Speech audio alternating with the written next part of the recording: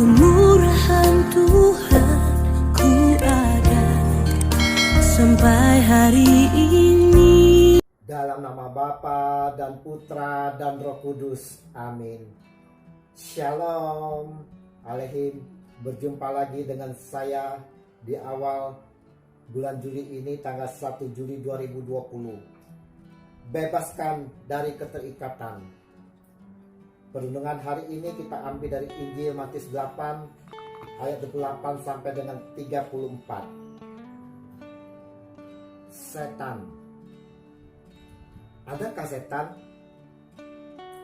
Apakah masih ada orang kerasukan setan di zaman now ini? Benarkah anak-anak Tuhan tidak dapat dirasuki setan?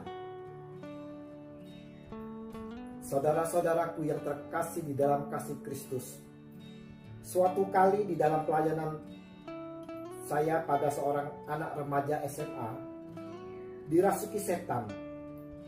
Remaja ini dan ibunya adalah anak-anak Tuhan yang sangat aktif dalam kegiatan gereja. Bukan itu saja, hidup doa mereka pun sangat kuat sekali.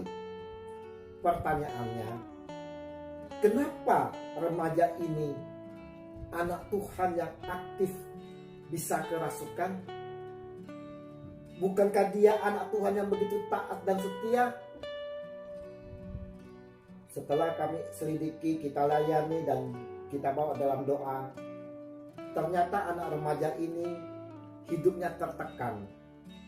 Remaja ini membuka celah si iblis masuk di dalam hidupnya dan menguasai dirinya. Remaja ini memberikan kesempatan iblis menguasai dirinya.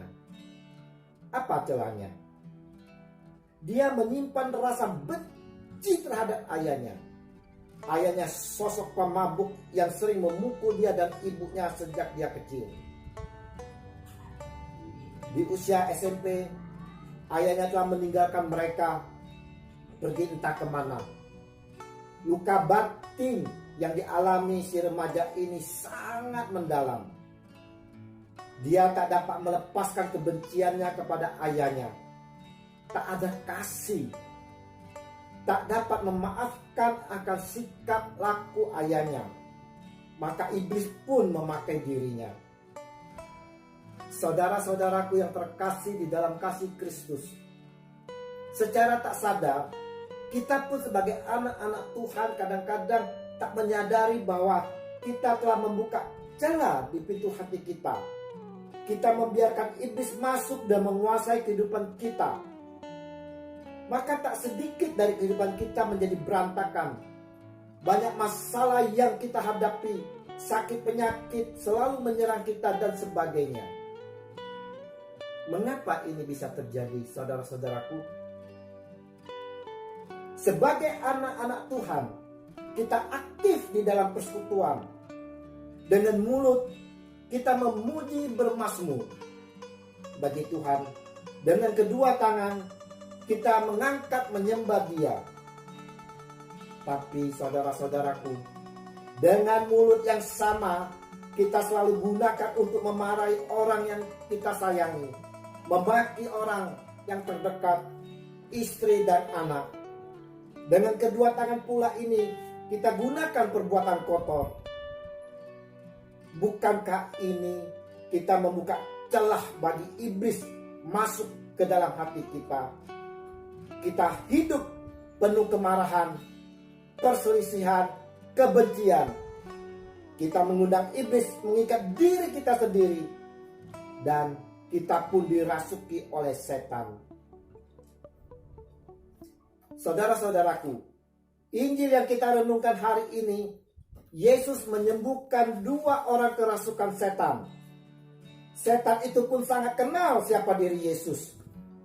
Melalui 2 orang yang dirasuki, setan itu berteriak kepadanya, "Apa urusanmu dengan kami, hai anak Allah? Adakah engkau kemari untuk menyiksa kami sebelum waktunya?" Matius 8 ayat 29. Setan pun tahu dan sangat kenal siapa itu Yesus. Dan setan pun tahu dan kenal siapa kita yang selalu bersekutu menyembah Yesus, memuji dengan mulut untuk bermazmur, dengan kedua tangan untuk berdoa dan menyembah. Namun setan pun tahu yang ada di dalam pikiran kita, yang ada rasa benci, sakit hati, terluka karena disakiti. Setan mengambil kesempatan karena kita telah memberi kesempatan. Kita tak sadar kalau kita sudah dipakai oleh setan. Kita sudah diintimidasi oleh setan. Maka kebencian kita menjadi murka yang besar. Sakit hati kita menjadi ingin membalas dendam. Saudara-saudaraku yang terkasih, Yesus hari ini hadir di dalam kehidupan kita, di dalam kehidupan saya dan saudara. Yesus hadir menghampiri kita semua. Dan Yesus melihat hati dan pikiran kita yang dirasuki setan itu. Maukah saudara-saudara kita dilepaskan?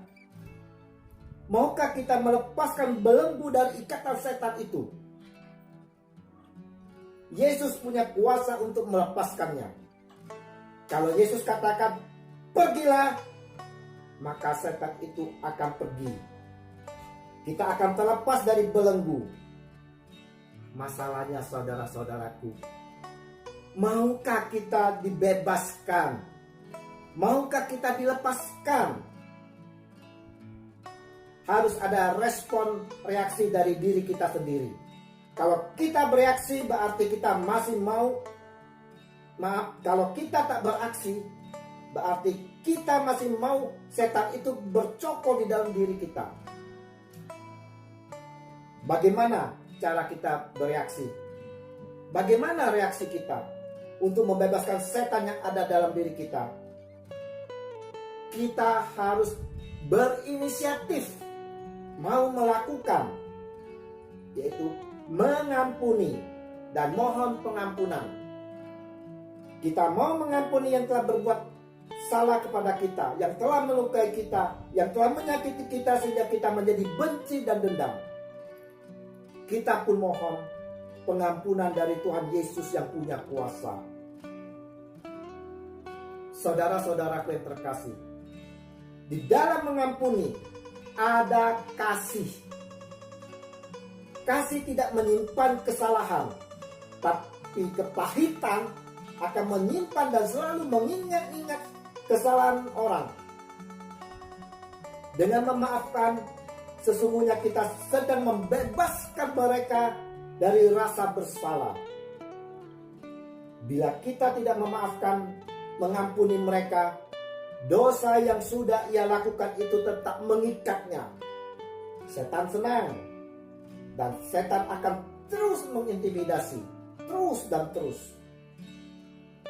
Saudara-saudaraku, Yesus mau kita terbebaskan dari ikatan setan, terbebaskan dari kerasukan, termasuk dari keterikatan kebiasaan buruk-buruk kita. Misalnya merokok, mabuk, judi, narkoba, dan sebagainya. Termasuk keterikatan kita kepada kuasa-kuasa gelap, kutuk, dan sebagainya. Untuk itulah saudara-saudaraku yang terkasih di dalam kasih Kristus,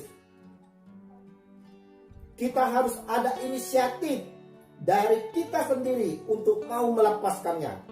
Kita juga mau berinisiatif dengan mau saling memaafkan dan mohon ampun.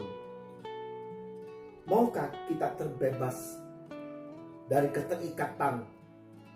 Maukah kita melepaskan semuanya itu?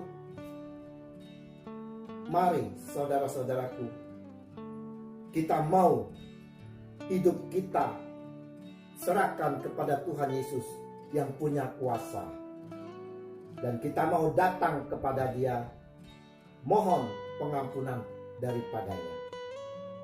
Tuhan Yesus, kuasailah diri kami selalu. Biarlah Roh Kudus boleh senantiasa selalu membimbing dan menuntun kami, agar kami dijauhi oleh godaan-godaan setan. Demi Kristus Tuhan kami. Amin. Dalam nama Bapa, Putra, dan Roh Kudus. Amin.